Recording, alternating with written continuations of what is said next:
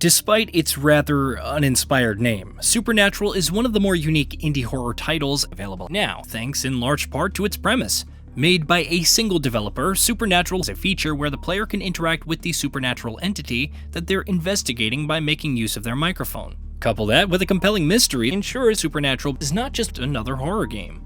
I'm done. Don't try to reach out to me. I'm dead serious.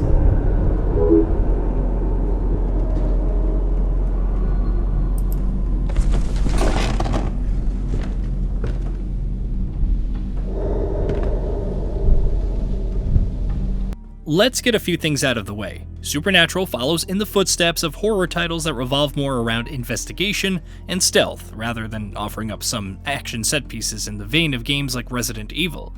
It's also worth noting that investigation is a big part of Supernatural, to the extent where, aside from being scared, you'll be spending most of your time with the game solving puzzles to figure out the mysteries behind the story. Supernatural is a mix of some incredibly interesting ideas wrapped up in a package that might be extremely appealing as many wouldn't believe. Supernatural has a lot of great things going for it, and some of its more investigative and puzzle-solving aspects are downright fantastic. Unfortunately, the game felt like a bit of a letdown because, try as I might, I just couldn't get the game to recognize my microphone.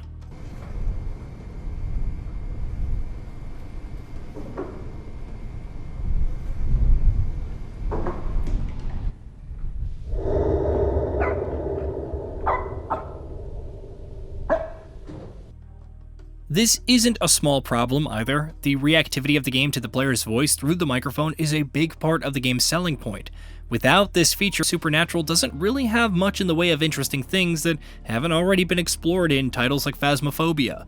The game allows players to have full-on conversations with a paranormal creature, with the extra step of the game also reacting by adding or subtracting frights depending on how you sound. It's a shame that I couldn't get it working with my setup.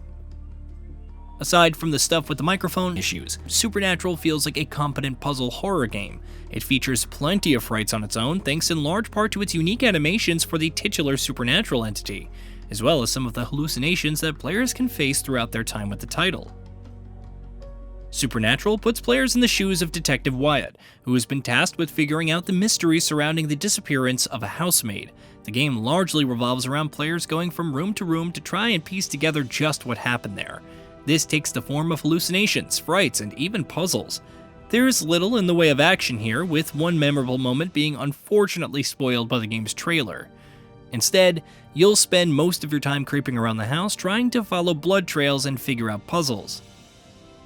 Interestingly, and this does come with a warning for players that might not have the stomach for some of the game's violent aspects, Supernatural has a lot of gore, with copious amounts of blood all over the place. While it never really gets to the same ballpark as something like Resident Evil 7 Biohazard, Supernatural certainly gets close to offering up the same level of gore. A core theme of Supernatural seems to be Wyatt's own tenuous grasp on reality. The fact that these hallucinations are happening at all is a big tell that the protagonist isn't feeling right, and some of the interactions that are possible with the entity tend to further reinforce this interpretation of the game's story. This might change, however, if you happen to have a microphone with you while playing the game. Supernatural brags about featuring unique gameplay anytime you start it up, and even claims to have 3 endings. Unfortunately, I could only really find one in the time that I was able to spend with the game.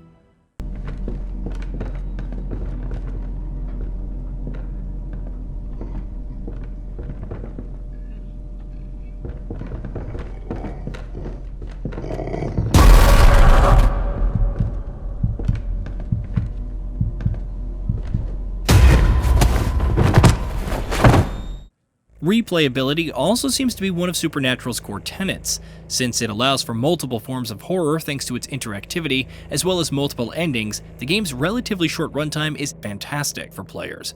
Each playtime is clocked between 2 and 3 hours, offering plenty of incentive for players to revisit the game, to find more clues, and perhaps a better ending for their character. While gameplay is an important part of horror games, the genre tends to live or die based on its visuals and audio, and this is an aspect where Supernatural delivers in spades.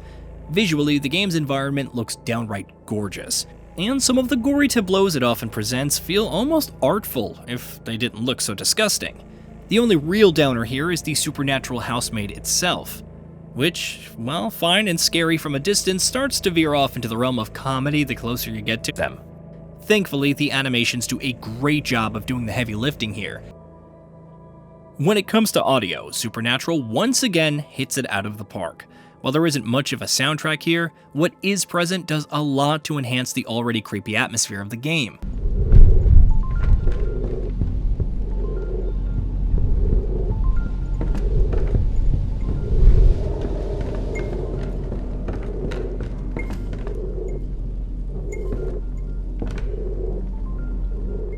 As you explore the hallways of the house, you'll often hear voices of people or even objects being thrown around right around the corner, only to find no one there.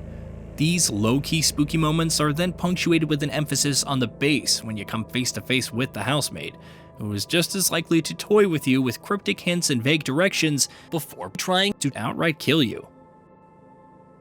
The fact that Supernatural is a relatively short game does it a great service, since you'll never really end up playing the game long enough for it to ever start getting on your nerves or feel tedious.